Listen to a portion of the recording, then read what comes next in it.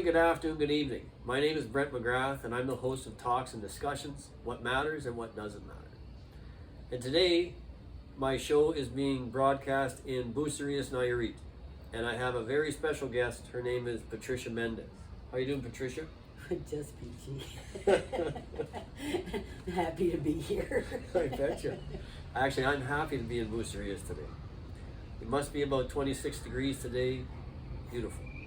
But anyways, I've known Patricia for more than 15 years. I've been coming to Bucerias to holiday and relax, and now I think it's time you guys got to know a little bit more about Patricia Mendez. Thank you. Thank you. How did we get here? I came to Mexico in 1972, my last year of college in spring break, and we just hitchhiked down from one town to another until I got to Puerto Vallarta. And this is a lovely place to be. It was easy in Mexico, easier than other places I'd been. So it was comfortable to just stay. And it took me 6 months to get back and finish that last semester. I was in nursing school, and it's a tough grind. And suddenly I didn't have a care in the world. I was just, the weather's lovely, the people are friendly. Oh my, what's not to like? That's true, very true. Yes. And I was in school in Seattle. It was rainy, it was cold. And wow. I went back home, finished school, and came back about 6-8 months later, and I had my son with me, and we had the van. So we were traveling in the van, and we got here, and the kid was playing out on the beach and having a fine time. He ate banana pancakes down in La Palaca, the old girl, and he puts both hands out there, and he goes, "Mom, there ain't nothing here I don't like." I'm with you. Yeah. I am with you. This is good. So we rented a house and we stayed. And in the early years, he was in school, and I thought it was important. And then I realized it wasn't very important.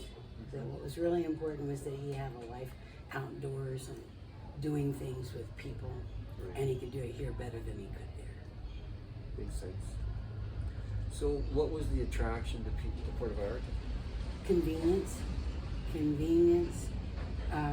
was a very bicultural town, lots of Americans, lots of people spoke English, lots of other Americans to socialize with. It was an easy entry, and it still is.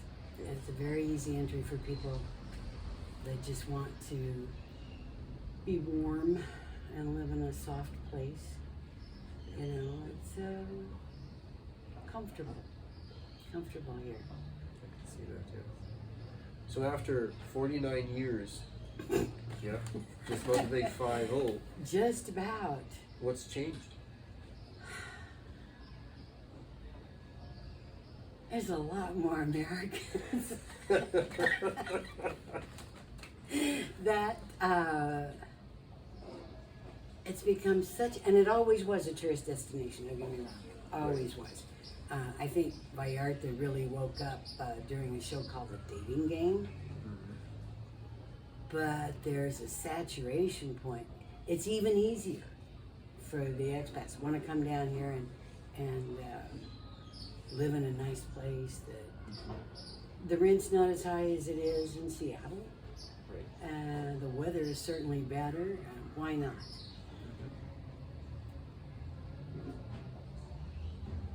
But I think after 49 years, I'm ready to leave the tourist destination and try living in Mexico again. It's when we vacation here in Mexico, and see some marvelous places: Hidalgo, Puebla, Michoacan is my favorite. It's like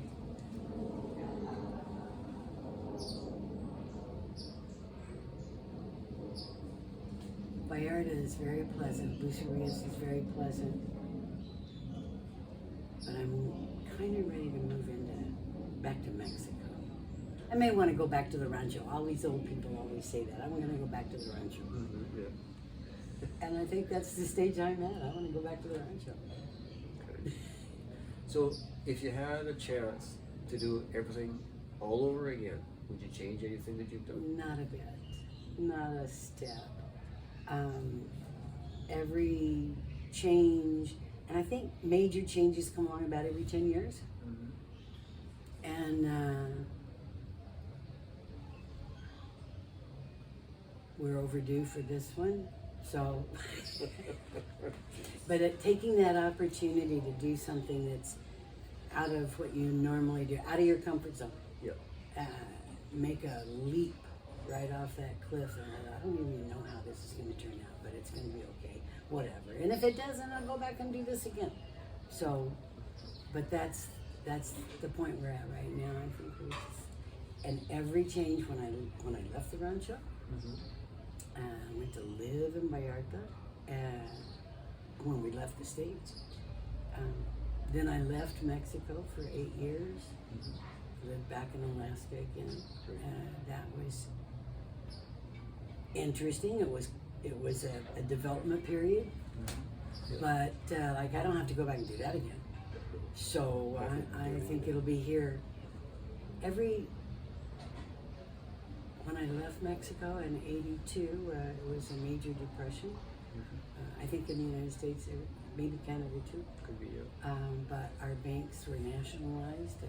The peso went from 12 on the dollar to 260 on the dollar within a month. And so all of our savings just evaporated. And certainly out of my comfort zone. Very much so, yeah. So we had to go back, make some more money, work some more. We came back. We came out here in 2001, which is a piss poor time to start a guest house in Mexico in September of 2001. Why would anybody do that? But we just thought, it's time for a change. Let's go do that for a while. Okay, yeah. See if it works. It was wildly successful. Like, best thing I ever did.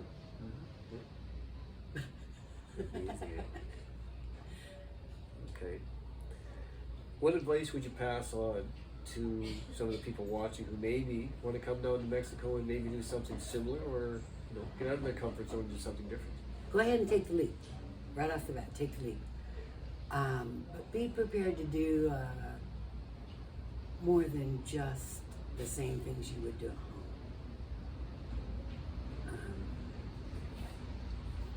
Make every attempt to learn the language and learn the culture. There's a book by Alan Riding. I can't remember if he's American or Canadian, but he lived in Mexico City for many years, and he wrote a book called Distant Neighbors. And that book will help you to understand more about the Mexican culture than you will learn any other way.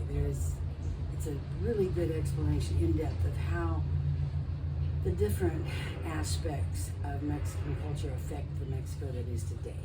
Okay. That's super important because it's not Disneyland with a code language. There really is a different culture here. Yeah. And it doesn't show, except when you're walking down the street and somebody wants to sell you bracelets and they get it right in your face. Yeah.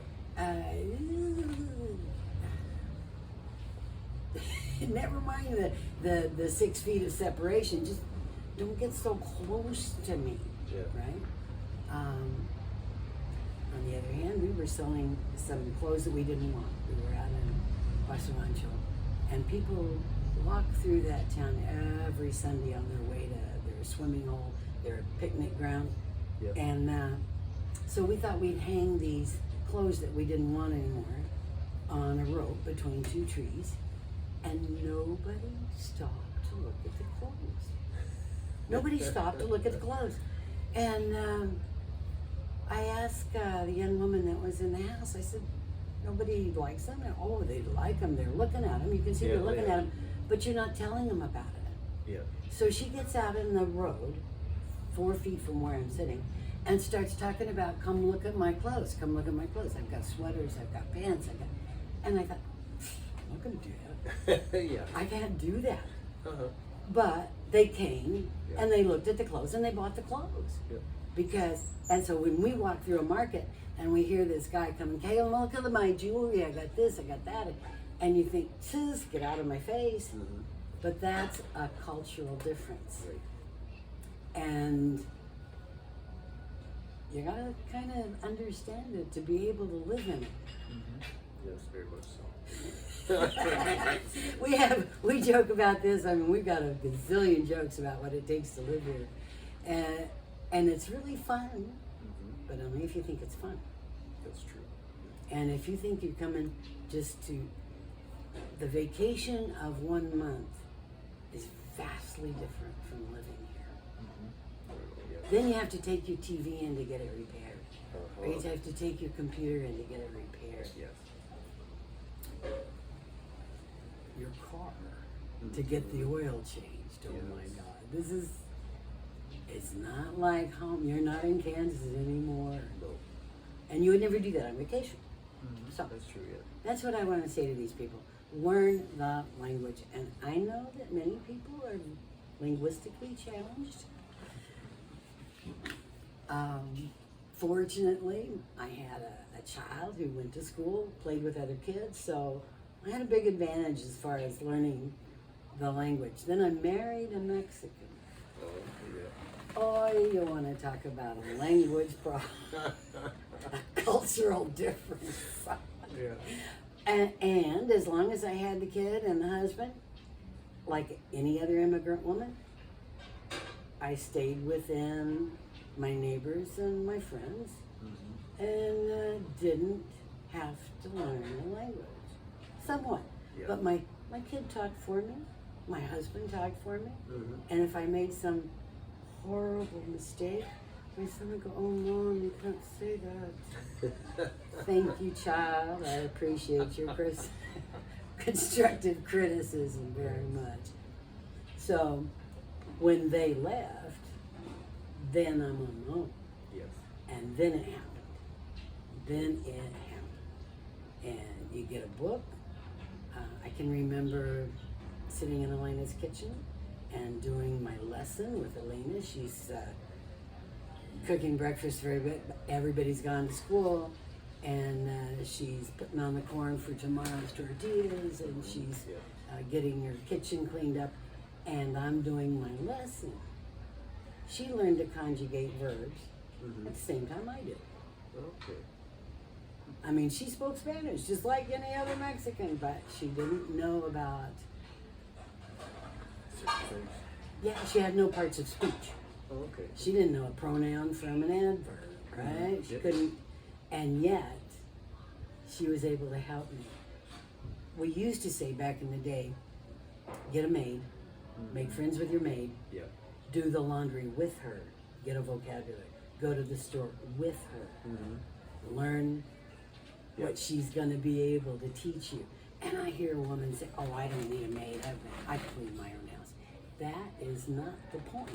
Yeah. I know you can clean your own house. Do you want to be culturally educated? Yeah. How better to do it with somebody that you spend 6 hours a day with? Yeah, that makes a lot of They're sense. going to be your best friend. Yeah. They're going to teach you how to live here. Good advice. So, as a business owner and rental of these 6 suites that you have here, how has the pandemic affected you? Really, That's always the $100 million question. it's a heart stopper. It's a heart stopper.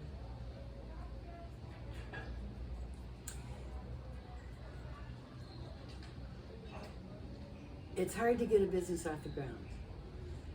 You have to put yourself out there, advertise, learn to be a hostess in a guest house. It's much different from being a waitress or, working in a bar. Now it's full on, it's 24 hours a day, you're worried about the feed and caring of your guest. Right. And we had managed to get really good at it. We had managed to get a clientele of returnees, referrals, hardly do any advertising at all anymore. And in fact, after 18 years, I was saying, I'm gonna let those third-party booking sites go. Airbnb is not bringing me the kind of people that are gonna be happy staying here. Right. 3 days at a time, that's not my market base. Right. And they're younger for the most part. Okay. Home away, vacation rents by owners. I wasn't happy when they sold out to Expedia. The whole tourism industry was changing. Right. But we had our core group. The people that come here every year and stay a month, two. So we're friends. Yeah. We're friends. And they come back to be at CasaTranquila, as well as to be in Mexico and have good food and a nice beach 100 yards away. Right. This is they were called home. They were called home abruptly. We thought, why are you going home? They got sick people up there. we don't have that here. And it did take a long time for Mexico to get the pandemic for a swing. It did. It took 6 months longer than in the United States or Mexico. And I don't know whether maybe that's just because we don't know how much anyway. I don't know how it happened, but I was dismayed that they were so susceptible to the fear mongering. They're afraid. Yeah. Oh, yeah. Oh, I might not be able to get back. They're gonna cut back on the flights, or they're gonna curtail the flights. What if I can't get back? I said, what if? Wonder how that would be. But I don't say these things to people because, but they weren't in the mood to listen. They were afraid. And so as a result, Joanne and I, my partner, we had a friend from San Miguel who also couldn't get home again because she had a child, there's no preschool, Right. can't go to the park, can't visit with friends, can't go out for a coffee. So she stayed here instead. She asked me, she said, do you think you'd mind if we stayed? I said, well, I'd be so grateful if you would stay. And we had a young man from Seattle, Portland area that his job was non-existent. He'd only been here a week, but he didn't have a job anymore. So, okay, well, can I make myself useful? Oh yes, man, you sure can. You're smart, and he developed a system to reconcile the inventory in our bookstore. There you go. And we did that until May, from March 10th to the middle of May. So we sat here and we ate dinner and we drank a couple of bottles of wine and we went through our lives. And it was like an epiphany for all of us, the four of us. Yep. Reached conclusions about what was important and what we could do and what we couldn't do. I was heartbroken. I was actually heartbroken that we couldn't take our trip that we had planned. We had planned a 6-month trip across Canada for that summer. Supposed to leave in May. As soon as the weather is not, as soon as I could be assured of no ice. Yes. I would be leaving here, and by that time I got to Vancouver, the ice would be melted, right? But we can go. So we sat here and unraveled our lives and decided what would be important, how to get my ego, my soul out of my business and back where it ought to be. Right. how to feel about all those people that were afraid of Mexico because it's Germany. And I'm saying, oh, please, dear God. Yes. And how I can respond to that fear without being angry, Right. without being hurt. Okay. What? It's their fear. They're the ones that are suffering, but it's our economy. Yes. You know what I'm trying to say? I just, it was hard for me to lose judgmentalness about their fear. And I don't want to sound like one of those people that, I'm not afraid of no virus. I don't need no mask. I don't know. No. That's not it. And I do give credence to the severity, but I can't give them life. So I can stop being angry at people who are giving it their life. And now they're tired of it. What do you call it? COVID fatigue? I imagine that's what's called by now, yes. But we still don't, we had a few guests in October,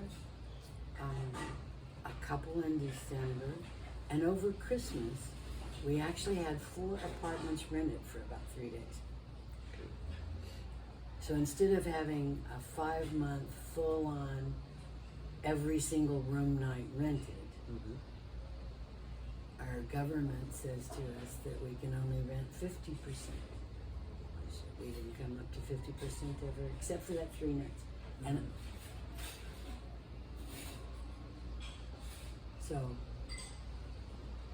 so we rented 10 room nights in January out of 180. Yep.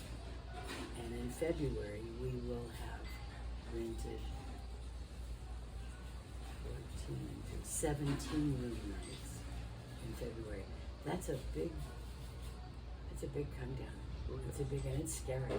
Yeah. It's scary. Fortunately, we're frugal people. We, invested what little money we had, and we're gonna make it through it. We don't have rent to pay. Yeah. So many businesses are closed because they couldn't pay the rent for their locality. Yes. And the electricity. Never mind if they don't have an employee. So when I hear people being so concerned about the beach vendors, Jesus Christ. They don't pay rent, they don't pay taxes, they don't have employees, and they have another home they can go to, where they have family, farms.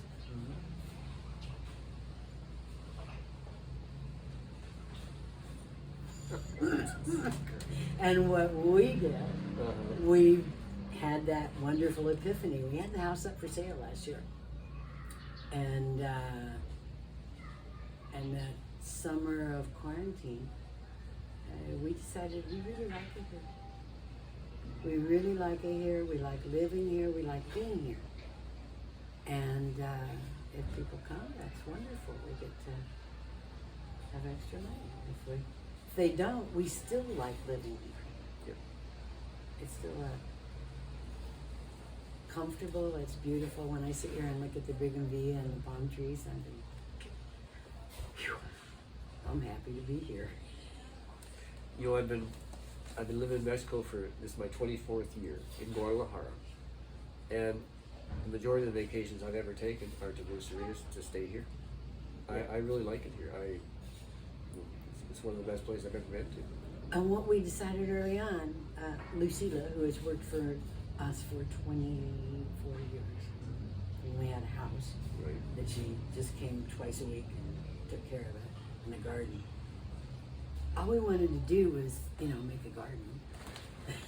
Yes. And we did, our initial garden was just taking clippings out of our neighbors' yards and talking, getting to know the neighbors, and said, wow, I really like that. Oh, you want some seeds, or you want a clipping? And then we got some macetas, and when I look at it now, I think, man, there's hardly room to walk in between this garden. Yeah. But it recycles the air like it recycles your soul. Yep. sit on the porch and watch the bananas grow. I mean, it's like, what more do you want to do? I mean, if you want the clubs, we got 3 or 4 here. But I don't stay open. I don't stay up until they open. So That's true, yeah. So then I guess all we got to say is that from what Patricia said, if you have some burning desire that you want to do, take a leap of faith and trust yourself, because chances are everything will work out in the end. when we came down here, the last time we came down was in '91, and Thelma and Louise had just come out, and Joanne and I went to go see that movie. And I thought, well, I don't think we have to go that far. Yeah. I think we could just drive south and it'll be okay. I mean, I had lived here 10 years before. Right. And I had the house, I had the property. Let's see if we can make a business. Let's see if we can, I mean, I knew I could, but Yeah. she'd never been here before. Right. And so how do you make that leap of faith? You think, what could possibly go wrong? Yeah, that's the thing. Yes. And sure enough, everything does. Yep. But you have to decide if you want to break out of where you are and how important it is to you to make a change in your life. And for some people, it's not the best choice. Some people just they end up going someplace else, back to California for one Yes. thing. Crete. We had one woman here that stayed for a couple of years, and she said, "My daughter lives in Crete. I'm going to go live there." Cool. Yeah. You don't have to make a lifetime commitment. No. It's not once you've done something that just breaks your mold. You're more likely to break it again, right? I think so, yeah. It's okay. Take a step off that cliff. Well, thank you very much, young lady, for being on my show today. I've learned a lot. I always learn a lot when I come to see you, always. That's nice. I'm glad. I'm glad you're happy here. Oh, I'm very happy. Yeah.